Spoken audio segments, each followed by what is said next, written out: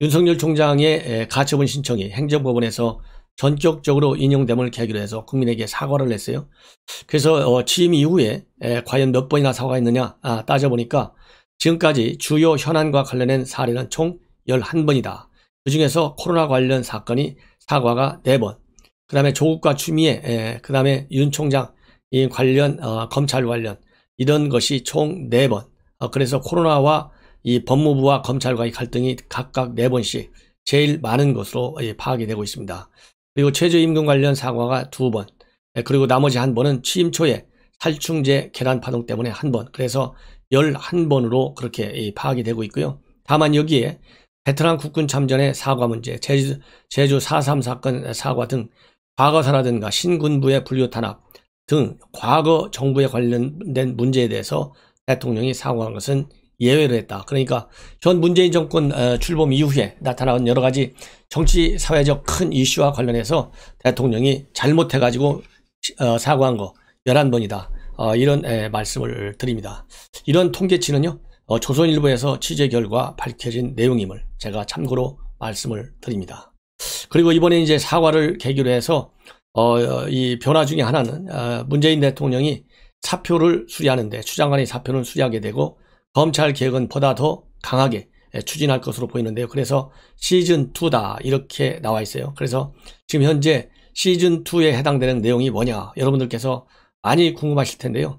가장 큰 것이 우선 검찰총장의 수사지휘권을 강력하게 제한하는 거예요. 그래서 지금은 현재 검찰총장의 수사지휘권이 굉장히 포괄적으로 규정이 되어 있는데 이 지휘권 범인을 특정해가지고 분산시키겠다는 겁니다. 그래서 지금은 검찰총장이 자기 마음대로 사건 배당도 바꾸고 수사 방향도 정할 수 있는데 이게 남용될 수가 있다. 그래서 이거를 이 분야별로 특정해서 제한시키겠다. 이런 얘기가 나오고 있고요.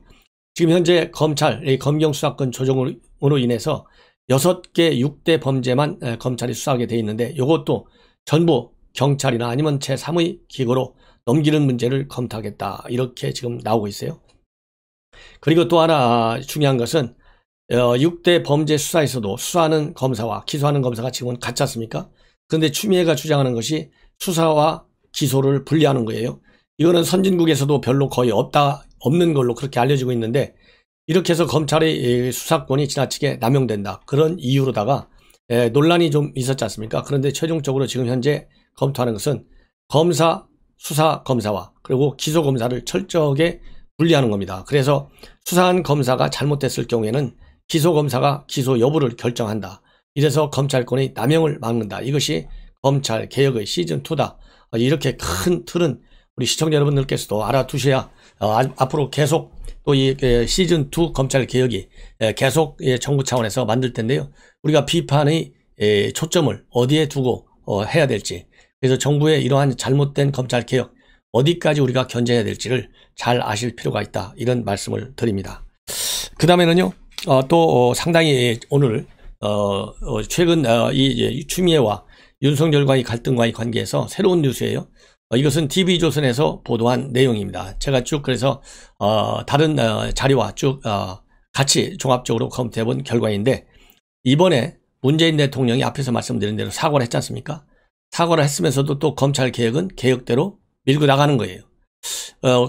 그래서 이거를 보니까 그러면서 문재인 대통령이 징계 처리를 할 때 나는 재량이 하나도 없어. 그게 징계 관련법이 규정해 있는 거야. 그래서 나는 법무부 장관이 갖고 오는 대로 사인만 하면 돼. 나는 거기에 아무런 책임을 지고 싶지 않아. 이렇게 지금 현재 해석이 되고 그렇게 실질적으로 진행해 왔어요. 그래서 징계위원회에서 2주짜리 정지간을 갖고 왔는데 대책 없이 그냥 사인했다가 법원으로부터 대망신을 당한 것이 문재인 대통령 아니겠습니까? 추미애야 본인이 저지른 엎지른 물이니까 당하는 건 당연한데, 대통령이 최고 통치권자의 입장에서 징계와 관련된 단 한마디 말도 안 하고 추미애가 하겠다는 대로 따라왔어요. 결과론적으로 보면 내용이야 문제가 많죠. 내용상 문제가 많은 것은 이미 여러분들도 다 아시겠죠. 딱 한마디, 절차의 공정성을 지켜달라. 이 얘기 한마디밖에 한 게 하나도 없어요. 예. 그래서 절차의 공정성을 지켜달라는 것도 나중에 혹시나 이 법적으로 문제가 될 소지를 사전에 방지하기 위해서 나는 대통령으로서 절차적 하자를 없애라 이렇게 지시했는데 추미애가 안 따랐다. 요래서 면책 받으려고 하는 것이 아니냐. 일종의 꼼수다. 이런 것 때문에 비판을 받았지 않습니까? 예. 그래서 허수아비 대통령이다, 물 대통령이다, 이런 말이 나올 수밖에 없는 그런 지경에 빠져 있어요. 근데 오늘 여러 가지 보도를 보면 TV조선에서 맨 먼저 보도를 했습니다. 요 이면에 대통령이 이렇게 일면 사과를 하면서도 다른 한편으로 징계에 있어서의 재량을 전혀 보이지 않고 그대로 사인할 수밖에 없는 불가피한 사정이 있었다. 이것은 단순하게 나중에 퇴임 후에 어떤 법적 책임을 면하기 위해서라기보다는 그보다 더 큰 차원의 이 흑막이 있다. 예, 흑색 게임이 있다 이거예요. 무대 뒤에 게임이 있는데 그 무대 뒤의 게임은 뭐냐? 뭐겠습니까 여러분들? 지금 시점이 거의 이제 4년 차로 넘어가고 있잖아요. 지금 딜레마에 빠져 있잖아요. 뭐냐면 권력 투쟁의 영향으로 인해서 문재인 대통령도 운신할 수 없는 그러한 제한된 사정에 처해 있었다. 아이고 가만있어 봐. 갑자기 지금 무슨 권력 투쟁이냐? 이렇게 여러분들 놀라실 겁니다. 권력 투쟁의 이면을 보면 겉으로 보면은 추미애와 윤석열 둘 다 문재인 대통령 임명한 사람들이잖아요. 두 사람은 앞에서 사실상 주연 배우밖에 되지 않았어요. 그러나 뒤에 감독이 숨어져 있어요. 뒤에 감독이 누구냐? 한 사람은 결국은 조국입니다.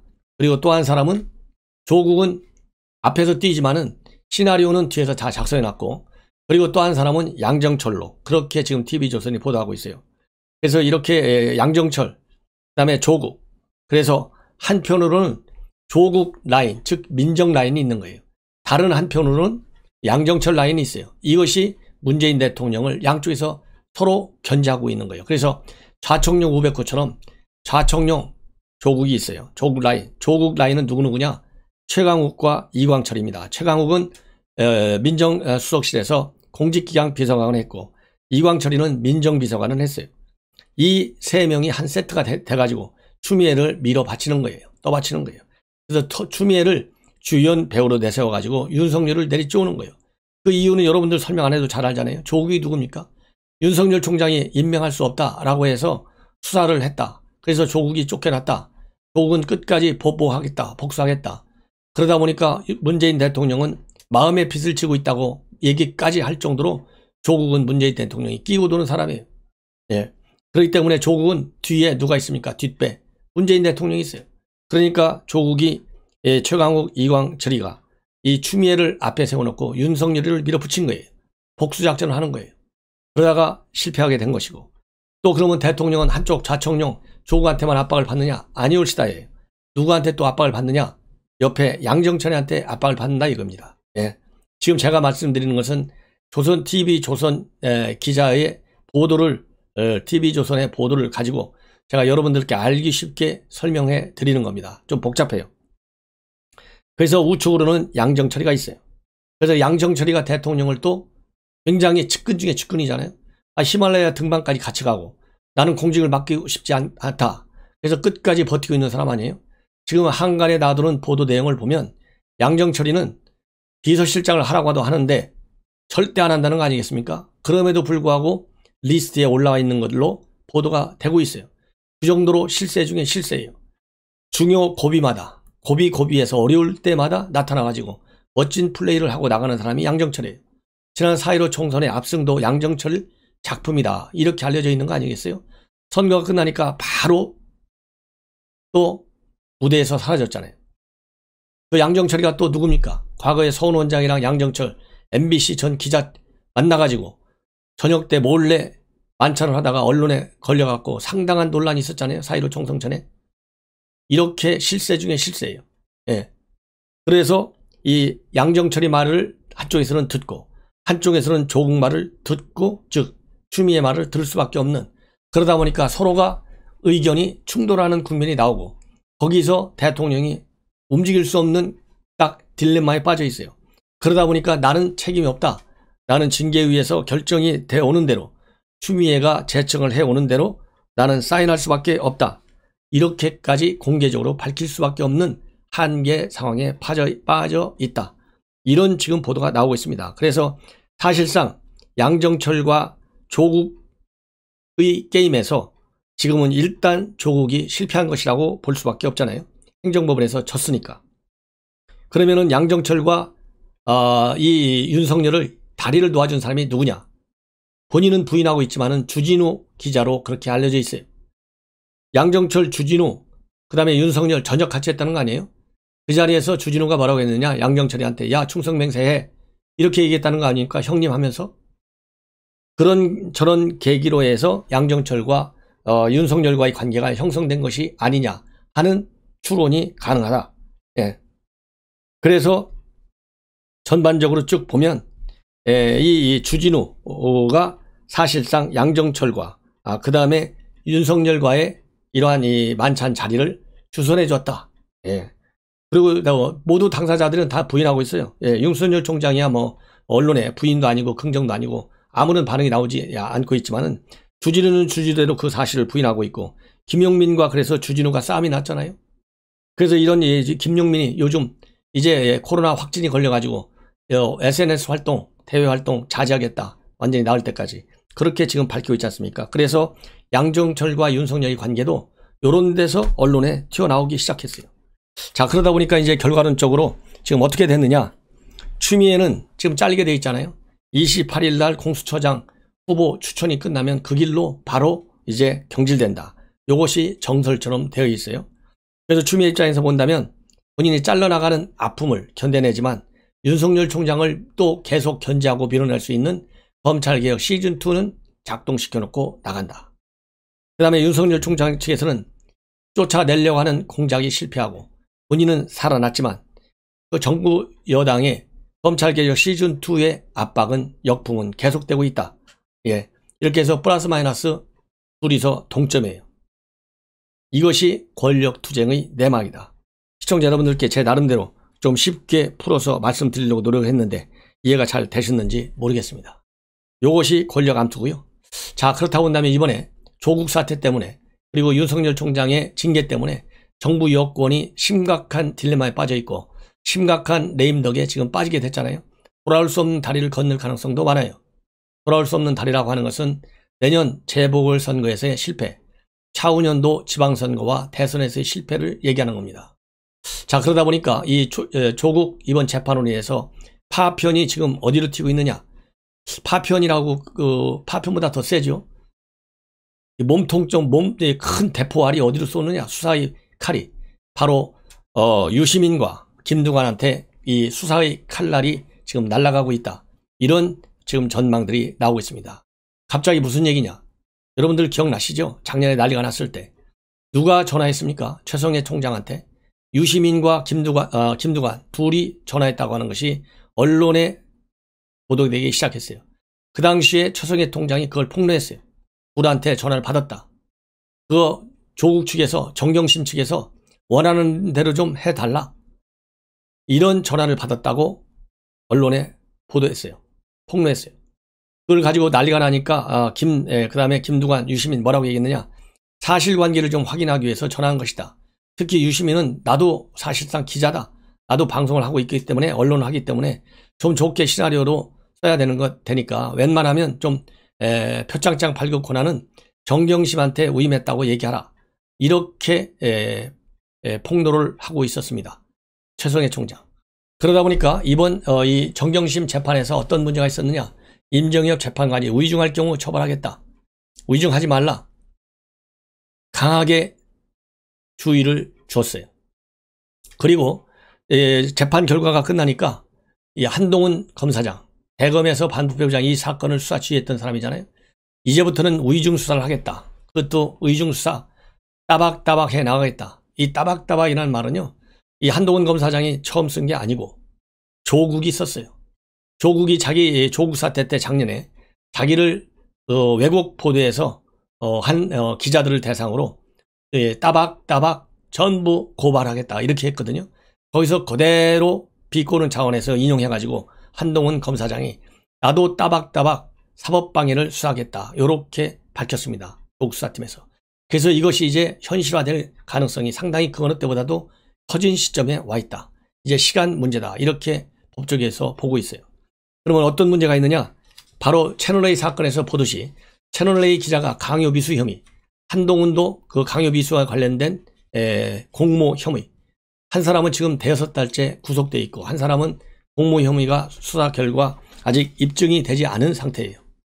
이러다 보니까 이 공모 혐의로 이 최성해 총장이 폭로한 대로 위증 또는 위증 교사 이런 사법 방해 혐의로 수사 대상이 될 수 있다. 이런 지금 얘기가 나오고 있습니다. 그래서 이 법조계 해석에 따르면 최 총장이 이 사람들 요구에 따라서 허위 증언은 하지 않았기 때문에 위증 교사는 성립이 안 되고 강요, 미수 혐의가 적용될 수 있다. 채널A 기자하고 똑같다 이거죠. 예.